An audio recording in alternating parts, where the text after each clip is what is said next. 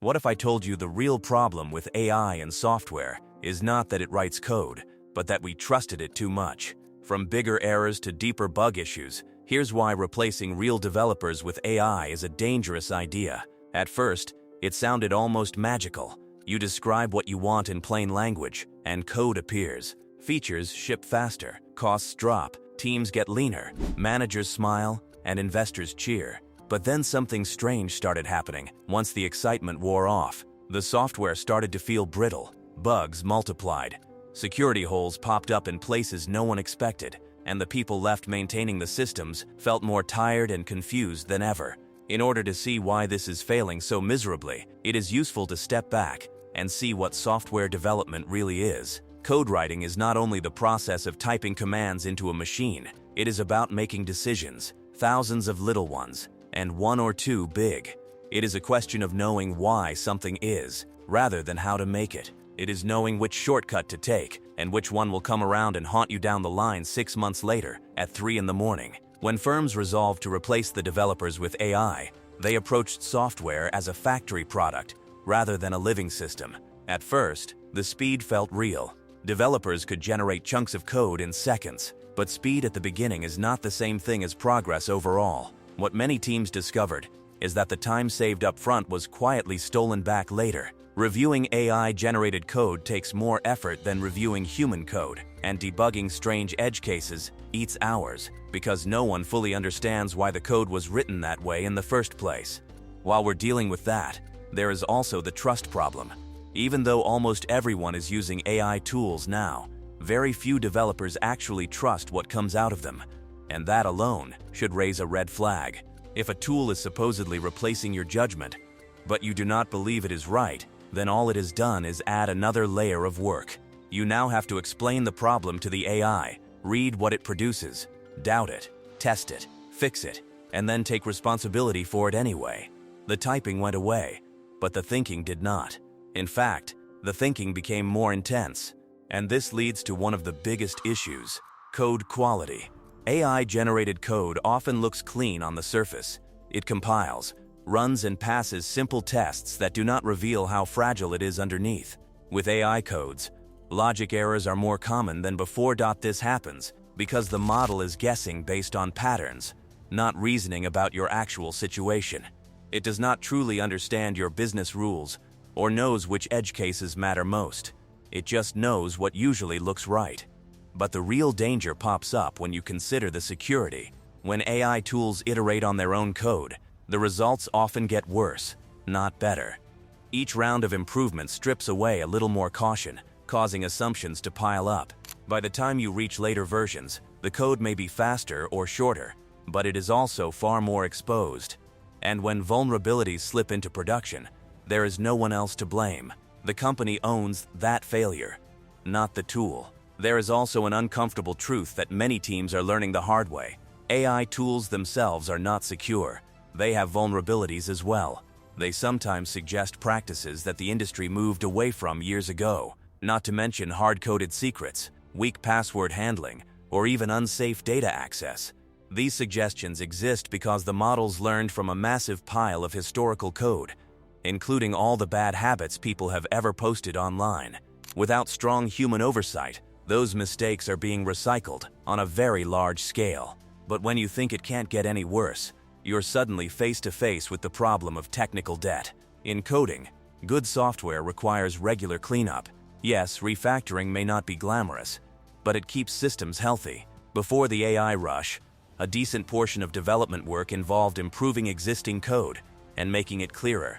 But once AI entered the picture, that work started disappearing.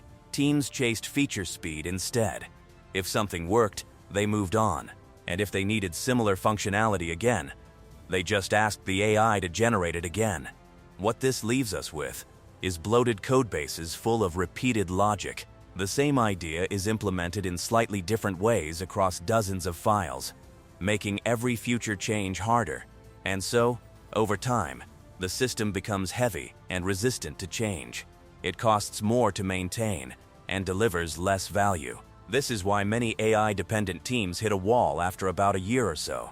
At first, everything feels fast and exciting, but soon, Reviews slowed down such that, by the time you reach a year and a half, progress often grinds to a halt. No one fully understands the system anymore.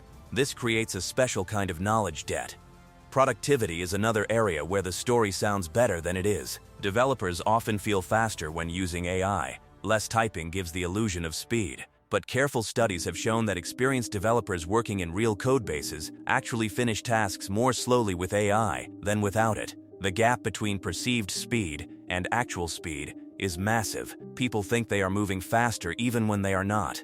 A lot of time is lost to friction that no one counts. Writing prompts or explaining context the model does not have, and switching between tools all take time.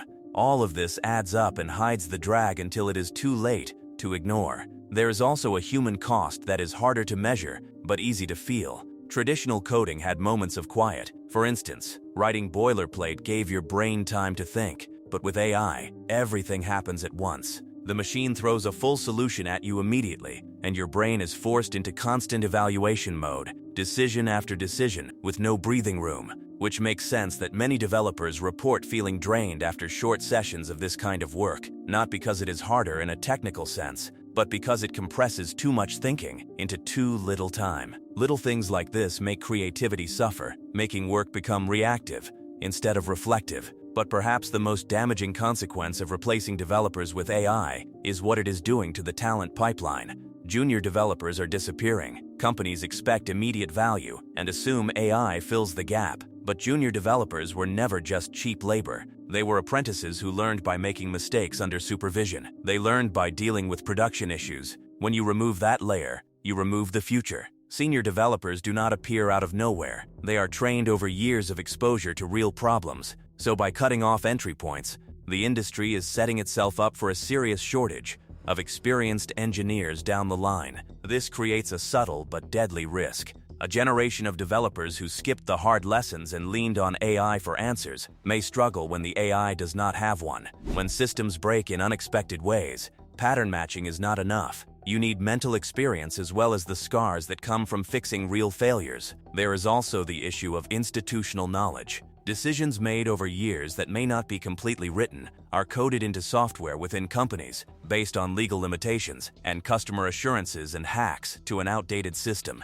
AI will be unaware of any of that unless it is actively informed, and even there it cannot cope with nuance and conflict. It considers individual requests independently. So, when businesses substitute the individuals who possess this knowledge with AI, they lose their knowledge. When such a context has been lost, it can hardly be recreated. The code may continue to operate, yet nobody knows how it operates in such a manner, and that is a tough spot to be in. Besides, legal risks are starting to surface as well. AI-generated code lives in a gray area when it comes to ownership. If a machine produces something with minimal human input, it may not be protected in the way people assume. That means proprietary software could be copied without clear legal recourse. On top of that, if AI-generated logic causes harm, the company is still responsible. We have already seen examples in other domains where companies tried to dodge responsibility and failed. The same principle applies to software. If your system misleads users or exposes their data,